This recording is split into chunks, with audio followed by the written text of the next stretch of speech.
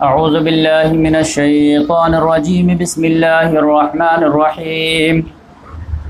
अब यहाँ से एक टॉपिक छोटा सा आ रहा है, वो ये कि यहूद लोगों को जो अल्लाह तबारक व तआला ने दूसरे ख़ानदान में मोहम्मद सल्लल्लाहु अलैहि वसल्लम को भेज दिया, तो एक जो है एतराज़ जो था उनका ये था कि ये अल्लाह ताला ने जो आखिरी पैगाम था कुरान मजीद वो भेजा था हमारे ही ख़ानदान के किसी फ़र्द के पास, लेकिन ये जो लाने वाले जो फ़रिश्ते हैं जिब्रील अलैहिस्सलाम, जिनका ये काम ही है, उन्होंने जो है हमारे साथ जो है ख़यानत कर दी है। अब वो उधर दे दिए हैं, तो उनका जो पूरे जो है गुस्सा जो था जिब्रील अलैहिस्सलाम के ख़िलाफ़ निकलता था। तो अल्लाह ताला ने उसके मामले में ठीक कर दिया कि कुल मन कान अदुव्वन लिजिब्रील, आप कह दीजिए कि जो कोई भी दुश्मन है जिब्रील अलैहिस्सलाम का, तो फ़इन्नहु नज़्ज़लहु अला क़ल्बिका बिइज़्निल्लाह, तो बेशक उनका मामला यह है कि उन्होंने आप पर, आपके दिल पर नाजिल किया है अल्लाह के कलाम को बिइज़्निल्लाह, अल्लाह की इजाज़त से, अपने तरफ से नहीं किया है। मुसद्दक़न लिमा बैन यदैहि, जो तस्दीक करते हुए आई है उसकी जो उसके सामने मौजूद है। वहुदम व बुशरा लिलमोमिनीन, और ये कलाम हिदायत है और बशारत है मोमिनों की। तो अल्लाह ताला ने क्लियर कर दिया कि नो डाउट जिब्रील अलैहिस्सलाम मोहम्मद सल्लल्लाहु अलैहि वसल्लम के पास लेकर के आए हैं, लेकिन हज़ारों पैगाम जो तुम्हारे ख़ानदान में लेके गए थे वो भी हमारे ऑर्डर से लेके गए थे, और अब इसके बाद पूरा जो शिफ्ट हुआ है तो वो भी हमारे ऑर्डर की वजह से हुआ है। उनका काम बस जो है पैगाम पहुँचाना है, ऑर्डर देना मेरा काम है। तो मन कान अदुव्वन लिल्लाह व मलाइकतिही व रुसुलिही व जिब्रील व मीकाल, तो जो कोई भी दुश्मन हुआ अल्लाह का, उसके मलाइका का, उनके रसूलों का, जिब्रील ख़ास तौर से जिब्रील अलैहिस्सलाम का, मीकाईल अलैहिस्सलाम का, तो फ़इन्नल्लाह अदुव्वुन लिल काफ़िरीन, तो बेशक अल्लाह भी ऐसे काफिरों का दुश्मन है। तो करो दुश्मनी तो हम भी कर दो दुश्मन, तो हमसे जीत पाओगे क्या? तो वलक़द अंज़लना इलैका आयातिन बय्यिनात, तो बात यह है कि हमने नाजिल की है आपकी जानिब है मोहम्मद सल्लल्लाहु अलैहि वसल्लम आयातिन बय्यिनात, बिल्कुल वाज़े वाज़े आयात, क्लियर कट, विदाउट एम्बिगुअस। वमा यकफुरु बिहा इल्लल फासिकून, और इसका इनकार नहीं कर रहे हैं सिवाय फासिक लोग, जिनको जो है अपने रवैये की इस्लाह नहीं करनी है वही इस कलाम से दूर रहे। जो रेडी हो जाए कि भाई मैं इंसान हूँ, मुझसे इस्लाह करनी है, अल्लाह के हमको अच्छा बनना है, तो उसके लिए तो ये कलाम इलाही जो है दुनिया के सबसे कीमती मता हो जाएगी। लेकिन जिसको आप सुधरना ही नहीं है तो वो कलाम इलाही क्यों सुनेगा? खामखा जो है दिल कचौके लगाता रहेगा कि सुनते हो वो और फिर करते हो उल्टा। ऊपर अवकुल्लमा आहदु अहदन नबदु फरीक़ुम मिनहुम, आयत नंबर 100। तो जब जब इनके आहदु, इन्होंने आहद किया कोई अहद, नबज़हु फरीक़ुम मिनहुम, तो इनमें से एक फरीक ने उसको फेंक दिया। बल अक्सरुहुम ला युमिनून, बल्कि इनकी अक्सरियत ईमान लाने वाली नहीं है। अवलम्मा जाअहुम रसूलुम मिन इंदिल्लाह, और जब भी इनके पास कोई रसूल आया अल्लाह के पास से, मुसद्दिक़ुल लिमा माअहुम, जो तस्दीक करता हो उस चीज़ की जो इनके पास है, नबज़ फ़रीक़ुम मिनल लज़ीना ऊतुल किताब, तो अहले किताब में से एक फ़रीक उसको जो है पीछे डाल देता है, फेंक देता है किताब अल्लाह की किताब को, वरा ज़ुहरिहिम, अपने पीठ के पीछे, कान्नहुम ला यअलमून, गोया कि उसे जानता ही नहीं। तो ये जो है किताब को पीठ पीछे फेंक देना, यानी उसका लिहाज नहीं करना। और ये हमारे शरीयत में भी आप देखिए आराम से होता है।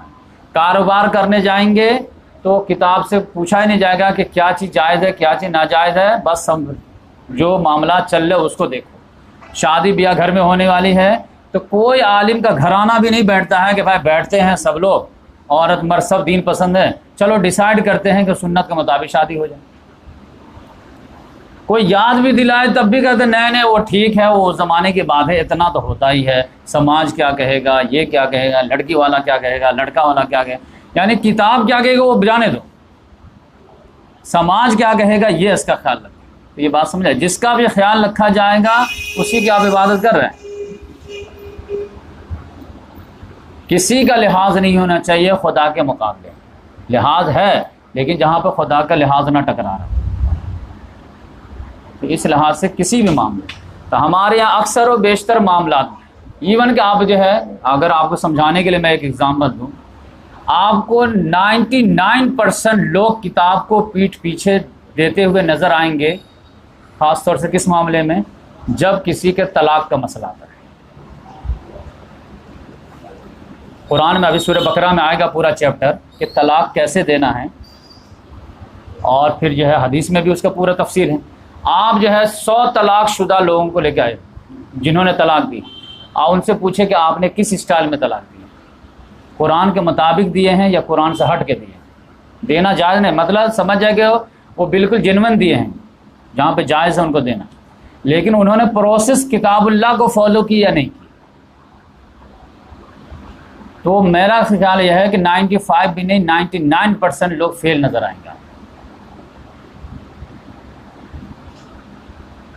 और मोहम्मद सल्लल्लाहु अलैहि वसल्लम के बारे में आप जान लीजिए कि इसके बारे में किताबुल्लाह से जो बात अटैच है कि किसी आदमी ने मोहम्मद सल्लल्लाहु अलैहि वसल्लम के ज़माने में अपनी बीवी को हैज़ की हालत में तलाक दे दिए और मोहम्मद सल्लल्लाहु अलैहि वसल्लम को इन्फॉर्मेशन मिली, तो अब मोहम्मद सल्लल्लाहु अलैहि वसल्लम का चेहरा सुर्ख हो गया।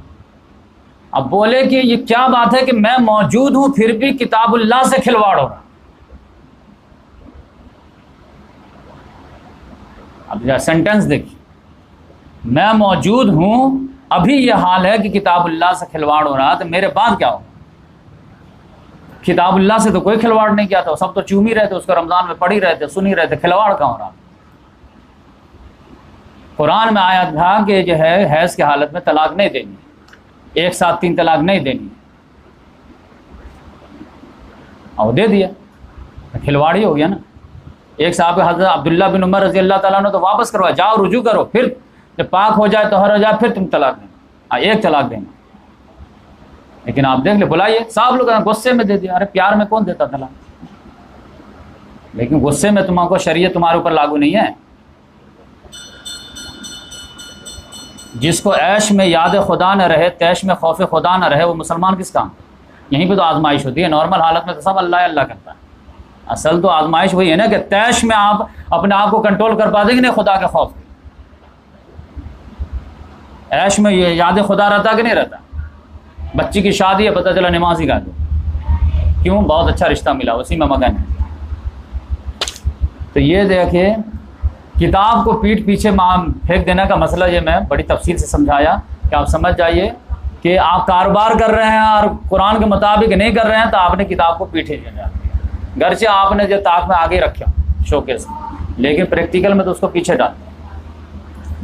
फिर अब एक मसला आ गया कि यहूद में जो है ना ये जादू टोना बहुत आ गया, वो जिन जिन्ना जादू ये सब जो है बहुत, और आजकल मुसलमानों में भी हर घर में जो है लोग शिकार हैं इसके।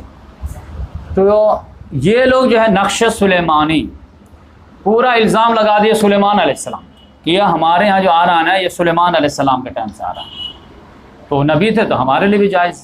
तो अल्लाह ताला ने उसका इलाज किया कि ये तुम गलत बयान कर रहे हो।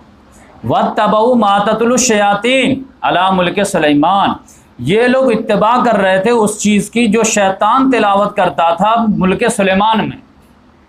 ये जादू टोना का आगाज़ जो किया है, जो बहुत ज़्यादा रिवाज पाया था, वो नो डाउट कब पाया है, सुलेमान अलैहिस्सलाम के दौर में। क्यों पा गया, उसकी वजह यह है कि सुलेमान अलैहिस्सलाम एक ऐसे रसूल नबी थे जिनको अल्लाह ताला ने इंसान और जिन्नात दोनों को अख्तियार दे दिया था। तो दोनों मिलजुल करके एक कारखाने में काम करते थे, तो दोनों जो है आपस में जो है मिलते जुलते थे, तो दोनों एक दूसरे से सीखते थे। तो वहाँ से जो है ये जादू टोना और ये जिन जिन्नात ये सब प्रमोट हो गया। लेकिन सुलेमान अलैहिस्सलाम तो प्रमोट नहीं किए, उनके दौर में प्रमोट हुआ। तो वो प्रमोट कौन कर रहा था, शैतान कर रहा था। तो अल्लाह ताला ने उसको क्लियर कर दिया कि हमारे सुलेमान जो नबी थे वो जादू टोना नहीं सिखाते थे या न करते थे, उनके दौर में जो है ये शैतान करते थे। तो वत्तबऊ मा ततलु शयातीन अला मुल्क सुलेमान वमा कफर सुलेमान, सुलेमान ने कुफ्र नहीं किया क्योंकि जादू कुफ्र है। वलाकिन्न शयातीन कफरो, बल्कि शयातीन जो थे वो कुफ्र करते थे। और वो किस स्टाइल में करते थे, युअल्लिमून अन्नास अस्सिहर, लोगों को जादू सिखाते थे। तो जादू हक है लेकिन कुफ्र है। तो हक का मतलब राइट नहीं, हक के मतलब यानी उसकी एग्जिस्टेंस है, उसका इनकार नहीं कर सकते, लेकिन वो करना कुफ्र है। जैसे मूर्ति पूजना, कोई कहे कि दुनिया मूर्ति पूजा ही नहीं होता, नहीं, मूर्ति पूजा जाता है लेकिन मूर्ति पूजना गलत है। तो एक चीज़ का होना अलग चीज़ है और उसका करना अलग चीज़ है। तो जादू तो होता है लेकिन करना सीखना गलत है, कुफ्र है। वमा उनज़िला अलल मलकैन बिबाबिल हारूत व मारूत, और ये लोग और इत्तिबा किसकी करते थे, जो कुछ नाजिल किया गया था 2 फरिश्तों पर बाबुल में, हारूत और मारूत पर। ये हारूत और मारूत दो फरिश्ते थे। ये बाबुल बेबीलोनिया जो इराक का एरिया है, यहाँ पे ये दोनों फरिश्ते आए आजमाइश बनकर के। क्योंकि सुलेमान अलैहिस्सलाम के दौर में जो है इनको बहुत ज़्यादा जो है ये दौलत हो गई थी और बहुत अच्छे, मतलब सुलेमान अलैहिस्सलाम की सल्तनत आप जानते हैं यूनिक थी। तो सुलेमान अलैहिस्सलाम जो बनी इसराइल के रसूल थे, नबी थे, तो लिहाजा इनके ऐशे ऐश थे, हर जगह जो है इन्हीं का बोलबाला था। तो अल्लाह ताला ने इनको एक दूसरे स्टाइल से आजमाया।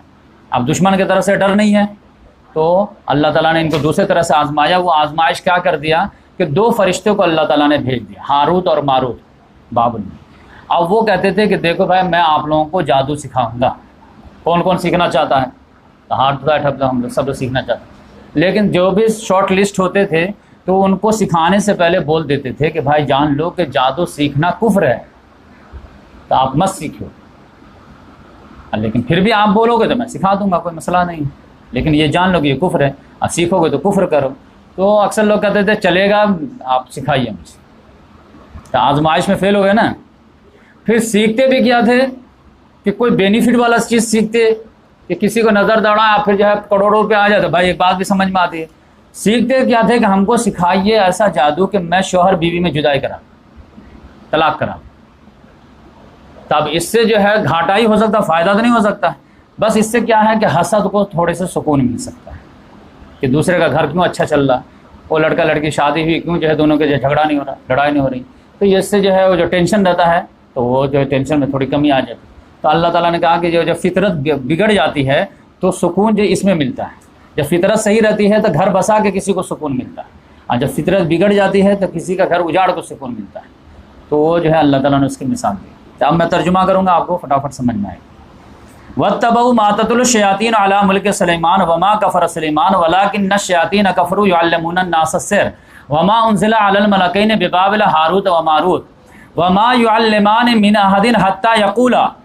और वो दोनों में से कोई एक भी नहीं सिखाते थे, यहाँ तक के कह देते थे कि इन्नमा नहनु फितनतुन, बेशक हम लोग फितना बन के आए हैं, आजमाइश बन के आए हैं। तो फला तकफुर, तो कुफ्र मत करो। लेकिन फ़यतअल्लमून मिनहुमा मा युफ़र्रिक़ून बिही बैनल मर्इ व ज़ौजी, लेकिन वो लोग टॉप मोस्ट सबसे ज़्यादा क्या किस चीज़ का डिमांड करते थे सीखने का, कि वो लोग सीखते थे उन दोनों से उस चीज़ को जिसके ज़रिए से वो लोग आदमी में और उसकी बीवी में जुदाई डालते। अब वमा हुम बिज़ारिन बिही मिन अहदिन इल्ला बिइज़्निल्लाह, लेकिन अल्लाह ताला ने अक़ीदा भी दुरुस्त कर दिया कि वो लोग कुछ भी बिगाड़ने वाले नहीं थे इनमें से किसी कोई एक, सिवाय अल्लाह की इजाज़त से। यानी जादू सीख लिए कि किसी का बिगाड़ सकते हैं, लेकिन अल्लाह ताला ने कहा मेरा ऑर्डर होगा तभी बिगाड़ पाएगा, वरना जादूगर अपने तरफ से किसी का बिगाड़ दे ऐसा नहीं होगा। वयतअल्लमून मा यज़ुर्रुहुम वला यनफ़उहुम, और वो लोग सीखते थे वो चीज़ जो उनको नुकसानदेह थी ना कि नफ़ा वाली थी। यानी किसी का आपको घर उजाड़ देंगे तो आपको फीस तो नहीं मिलेगी ना, लेकिन फिर भी करते थे, रिस्क लेते थे। अब वलक़द अलिमू लमन इश्तराहु मा लहु फ़िल आख़िरति मिन ख़लाक़, और वो लोग खूब अच्छी तरह जानते थे कि जो कोई भी आदमी इसमें से हिस्सा लिया तो उसको आखिरत में कोई हिस्सा नहीं मिलेगा। यानी इस कैंपेन में हिस्सा लिया तो उसको आखिरत में कुछ भी नहीं मिलने वाला। वाला बेसमा शरो बिअनफुसिहिम लौ कानू यालमून, तो कितना बुरा है जिसके एवज़ ये लोग अपने आप को बेचते थे, काश के इनको इल्म होता। वलौ अन्नहुम आमनू, इसके बजाय अगर ये लोग ईमान लाए होते, वत्तक़ौ, और तक़वा की ज़िंदगी गुजारे होते, लमसूबतुम मिन इंदिल्लाह खैर, तो अल्लाह के पास जो है वो बेहतर है इनके लिए, बदले के तौर पर वो बेहतर होता। लौ कानू यालमून, काश के इनको हकीकत का इल्म। तो ये बात जो है आप समझ लीजिए कि आज के दौर में भी जादू टोना बहुत आम हो गया है। हर घर जो है या तो उसमें मर्ज़ है या शक में तो ज़रूर है, और हर आदमी जो है बगल वाले को देखता रहता है, इसने कर दिया उसने कर दिया। तो इसके बारे में आप जान लीजिए कि इसका मुझसे बहुत सारे लोग कहते हैं कि इलाज क्या है, और जब बीमारी बढ़ गई है तो मुझको भी कुछ लोग कहते हैं कि आप भी सीख लीजिए ना, तो 10-12 पेशेंट तो ठीक करेंगे। तो मैं कहता हूं कि मैं इसका इलाज करता हूं, लेकिन जो इलाज मैं करना चाहता हूं वो आप लोग कराना नहीं चाहते। ये जादू टोना बहुत तेज़ी से फैला है, इसमें कोई शक नहीं, कोई मुबालगा नहीं कर रहा। हर घर परेशान है आज के दौर में भी, भिवंडी में भी परेशान। प्रॉब्लम यह है कि ये जादू टोना का जो है रिवाज पाता कब है, ये आप गौर करेंगे तो जब भी कोई कौम जब उरूज पे चली जाती है और उसके सामने फिर वो मिशन ख़त्म कोई सामने नहीं रहता है और फजूल का टाइम जब बाकी रहता है तो फिर शैतान जो है माइंड को इधर डाइवर्ट कर देता है। बैठे हुए हैं, आपको कोई मिशन नहीं, कोई काम नहीं, तो क्या करें? तो तलाशेंगे इसके घर में क्या चल रहा, उसके घर में क्या चल रहा, यहाँ क्या हो रहा, वहाँ क्या हो रहा। और अगर आप बिजी रहेंगे तो आपको अपनी से फुर्सत नहीं, तो दूसरे के घर में क्या झांकेंगे। तो ये जादू टोना जो है किसी भी आला कौम में जो बीमारी के तौर पर जो जकड़ लेती है, वो लेजीपन जब आता है तो उसका इलाज एक ही है कि उसको, उस कौम को मिशन से वाबस्ता कर। जब भी किसी कौम के पास मिशन होती है ना, तो उसके अंदर आला ज़र्फ पैदा होती है। जब मिशन लेस कौम होती है ना, तो उसके अंदर घटिया ज़र्फ पैदा होता है। ये आप पूरी हिस्ट्री का मुताला कीजिए। मिशन अगर किसी कौम के पास नहीं है और आप चाहेंगे कि कुरान हदीस के किसी के ज़रिए से जो है आला अखलाकी अक़दार पैदा कर दे, पॉसिबल ही नहीं। लेकिन घटिया कौम के अंदर आप टारगेट दे दिए ना, उनके अंदर जो आला अखलाक पैदा हो गया, तो आप बताइए। दलित के अंदर अगर जो है डाल दिया कि एक मिशन है जय भीम, देखिए उसके अंदर आप जो है इसार जज्बा आने लगा, डेयरिंग आने लगा, टकराने की बात करने लगा। एक मुसलमान को जो है एमलेस है, गाइडलेस है, पर्पसलेस है, कोई मिशन ही नहीं। यहूद को भी कोई मिशन नहीं था, लिहाजा उसी में लग गए। तो ये टारगेट से आदमी जो है बिना मकसद के ज़िंदगी तो बिल्कुल जानवरों की ज़िंदगी, जो बार बार अल्लाह ताला ने वमा खलक़्तुल जिन्न वल इंसा इल्ला। तो इस लिहाज से मैं कहता हूँ जादू टोना का इलाज है कुरान पढ़ के फूक फूक करके कितना के, एक को ठीक करेंगे 10 हो जाएंगे, 10 को ठीक करेंगे 100 हो जाएंगे, 100 करेंगे 1000 हो जाएंगे। कब तक आप डॉक्टर पैदा करेंगे? उससे बेहतर है कि कौम को आप जो है मिशन से वाबस्ता कर दीजिए। उसको फुर्सत ही नहीं होगी जादू करने की या जादू के बारे में सोचने की, बल्कि इतना एक्टिव हो जाएगा कि जादू असर नहीं करेगा उसको। सहाबा किराम में से किसी एक का नाम बताए जिन पे जादू असर किया हो। तो आखिरी उम्र में मोहम्मद सल्लल्लाहु अलैहि वसल्लम पर असर किया वो, ताकि वो उसका जो है इलाज आ जाए दुनिया में उसी बहाने से। कि जब कौम जब जो है लेजीपन में गुम हो जाएगी, तब इनको ये बीमारी लगेगी। तो अल्लाह ताला ने उसका इलाज है, क्योंकि वो शरीयत तो मुकम्मल यहीं पे होनी थी। तो सूरह नास और सूरह फलक अल्लाह ताला ने 2 इलाज के तौर पर दे दिया। ना जो है अबू बकर सिद्दीक रज़ी अल्लाह ताला ने, तो उमर फारूक अली मुर्तज़ा, किन्हीं पे जादू इतना ज़्यादा एक्टिव हो कि किसी पर लेज़ीपस का क्या अटैक हो पाएगा। एहसास जिम्मेदारी से ऐसा भाग रहा होगा कि उस पर क्या अटैक कोई कर पाएगा, उसको गौर से क्या कोई देखेगा। हर वक्त तिलावत कुरान हो रही है, हर वक्त जो है दीन का चर्चा हो रहा है, तो उस पर क्या अटैक होगा? वो तो हमेशा जो दीन के हिसार में बंद है। तो इस लिहाज से जो है मिशन से वाबस्ता जो कौम रहती है, उस पर जादू टोना ज़्यादा नहीं होता। आज भी गैर मुस्लिमों पर कहाँ, मुसलमानों पे क्यों हो रहे ज़्यादा?